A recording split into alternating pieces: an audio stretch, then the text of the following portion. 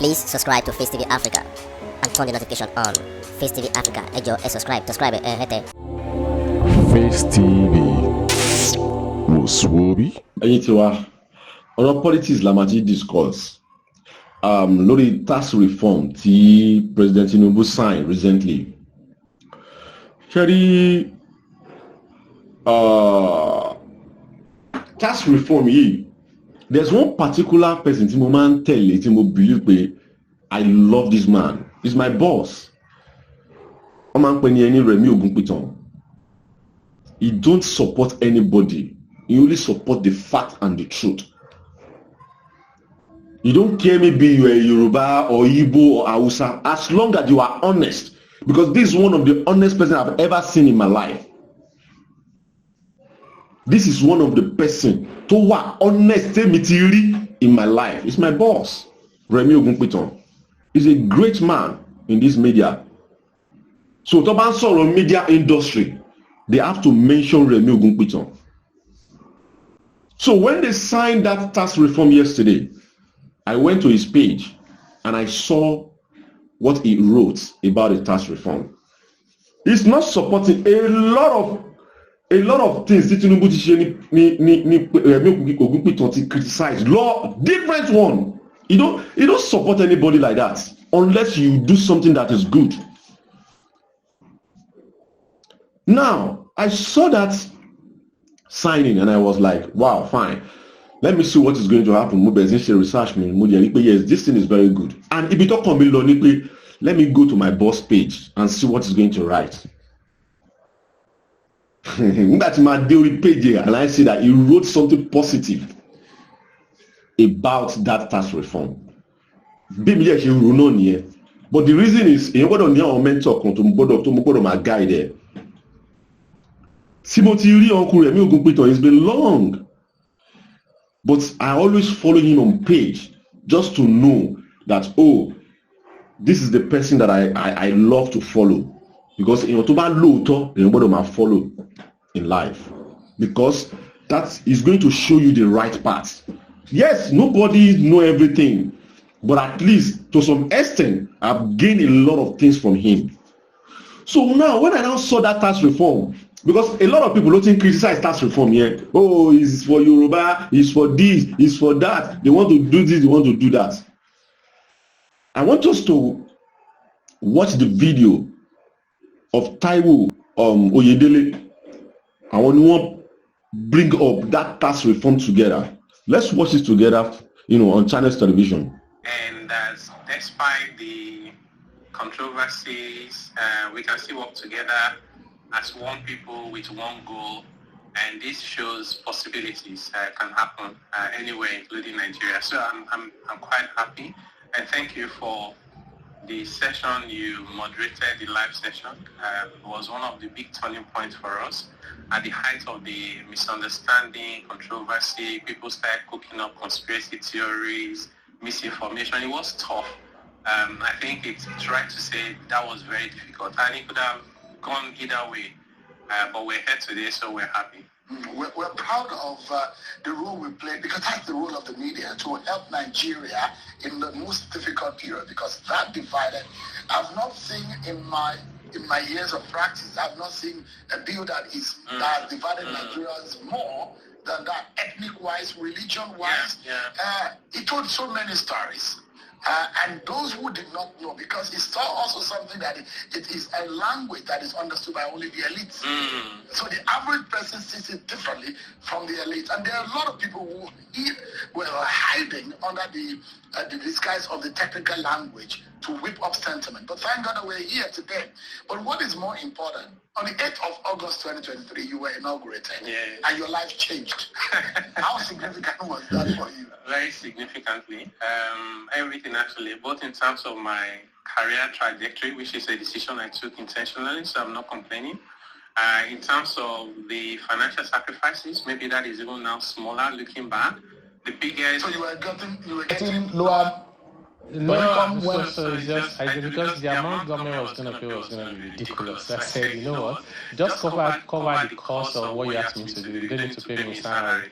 And I'm also fine with that. It's a small sacrifice in the context of the impact that this can make. But the biggest sacrifice turns out to be the emotional impact, particularly on my family. At the height of it, there were people who would cook up stories on blogs, on newspapers. There were headlines that were really very difficult to understand, and it took a toll on my family. My wife, for example, was doing night vigil every night, and then struggled to stay awake the following day. Thank God my kids are still too young, so they don't know exactly what we've been going through. But it's been tough. It's a big sacrifice. I think it's important to make the point that if Nigerians really truly want a better country, they should not discourage honest people who want to help. It's already a tough decision to try and work in the public sector. Making it harder than it needs to be is not very helpful. So there are crucial things that matter. And one of those things that we are trying to tell Nigerians is that the new regime of these new laws, well, these 4 bills will now form the body of our new tax laws in Nigeria that will help us to channel our resources and be able to harness our resources and make sure that revenue is targeted and well captured. What you portray to us, or what you told Nigerians, is that this will bring about transparency in a very terribly opaque system that we operate. Can you tell us in what way would this law do that? Great question. Yeah, so you're right. The current system is opaque, and usually if you're hiding stuff from me, I need to be suspicious of you. It's hard to trust you if you're not open and transparent. That's exactly what we have today in Nigeria. So these new laws require that government should be more transparent. There are requirements around the standard of reporting, the timeliness of those reporting, and making them accessible to the public by the agencies like the Nigerian Revenue Service. There's a role for Ministry of Finance. Of course, there's the oversight function for the National Assembly that is more properly defined. So there will be improved transparency, certainly, under this new regime. But then to the more fundamental point around what does this really mean, right? So one of the things we have been saying, because of the low level of trust, many people don't seem to believe us, is that the primary objective of this reform is not to raise more tax revenues. Okay. Because if you set out to do a reform in an economy like this with the objective of raising more revenue, you're placing the cart before the horse. Because tax revenues are the consequences of economic activities. Mm-hmm. If you don't address how to stimulate economic activities, but you want to collect more taxes, you are chasing shadows. And when you do collect taxes are a means to an end, not an end in themselves. In other words, the reason why we collect taxes is to cater for the people in terms of their well-being, their welfare, and livelihood. So therefore, your tax system, your fiscal policies, must not in any way distort economic activities, and they must not undermine the well-being of the people. With that in mind, we set out to say primary objectives will be number 1, and they must not undermine the well-being of the people. With that in mind, we set out to say primary objectives will be number 1, people-centric. Can we stop taxing poverty? Can we protect small businesses? Can we allow large businesses to become larger? We want Nigerian businesses to be multinationals, so that when the price of oil crashes to $40, $50, we don't panic. Imagine if you have 20, 40, 50 Nigerian multinationals earning billions of dollars from around the world and repatriating it back to Nigeria, then we'll become a more stable and prosperous economy. So we want to be people-centric in the reforms. Number 2, we want to be efficiency-driven. So are there areas where we are inefficient, maybe how we collect taxes, how government spends money, and so on and so forth.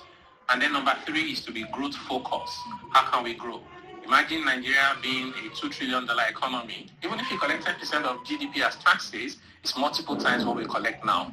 But beyond that, there are also critical areas where money will come from. Number 1 is tax evasion. There are people today who are doing what you're doing.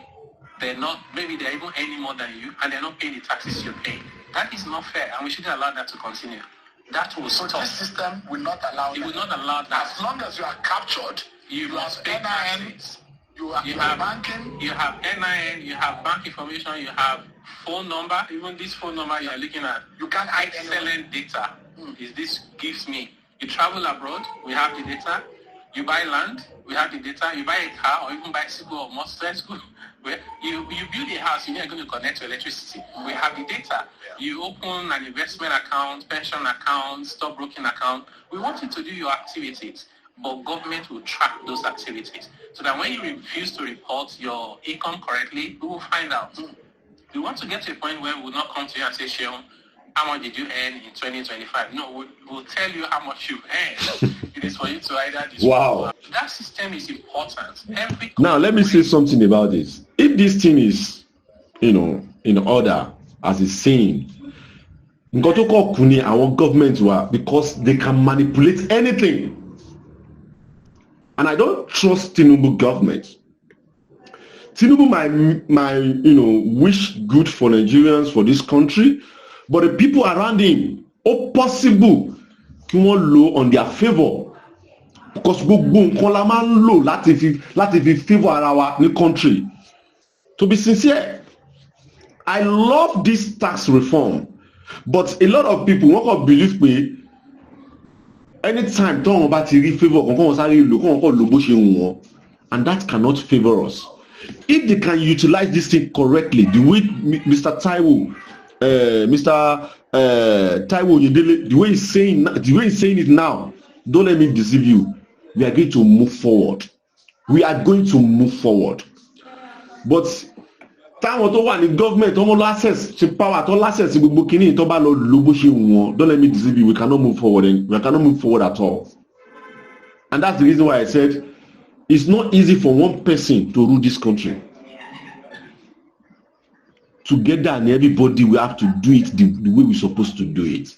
Let's continue. See development. This is how they build their society. Are we able to digitize the process? Yes, that's exactly what we did. That's exactly what we did. So We're going to digitize everything. The new name now, including from FRS to NRS, Nigeria Revenue Service. And that Nigeria Revenue Service will then work in collaboration with subnationals. So if you live and work in Ekiti State, for example, you can't go and tell them that actually, by the way, I'm resident in the FCT when you are not resident here. That lie happens every single day in Nigeria today. We'll find out. That system will tell us where you're resident. You know that if you move around, your phone can actually tell me where you were yesterday, right? So that data will help us to ensure that, one, we know who is truly poor and protect them and exempt them completely from paying taxes. So this is a poor man protection policy. It's a pro-poor, Okay. pro-business, and pro-growth and equity and fairness. So where will the extra income come from? Yes. So one is tax evasion. So we estimate that the tax gap, which is how much we're collecting versus how much we could be collecting, is in the region of 70%. So we're only collecting 30% of what we can collect. So we want to close that gap. Imagine you just close it by another 30%. That's double what you collect now. Number two is we have a lot of wasteful incentives that are not just wasteful, they're also distortionary. So we lose money and they create problem for the economy. So we fix that as well. So that's money coming to the government without raising the taxes on the people. And then, of course, there is the one to do with just ensuring that government resources are more efficiently utilized. So these areas combined will be the initial areas where we make money from. But ultimately, the money will come from the economy growing. If you get 10% of $200 billion, it's more than 100% of $1 billion. So that is the whole idea. That is where the money will come. It's not about going to the person who is struggling to survive and asking them to pay more. They have nothing else to give. Yeah, I mean, interesting. You see, I won't say much about this because you can go to Channels Television and watch the old video. You see, this is what we really want. If they can implement this thing very well, Nigeria might grow in the next 5 to 6 years because now they have not implemented it.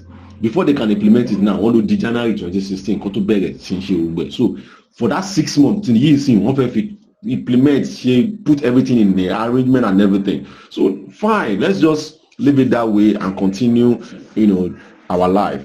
But to me, I think this tax reform, if they can do it very well, because Nigerian government, I don't trust the people working there. They can do and undo. If they can do it perfectly, as he's saying, don't let me deceive you, we are going to see changes drastically, positively in this country. I would say more than this. My name is Lekuti Oyeyemi.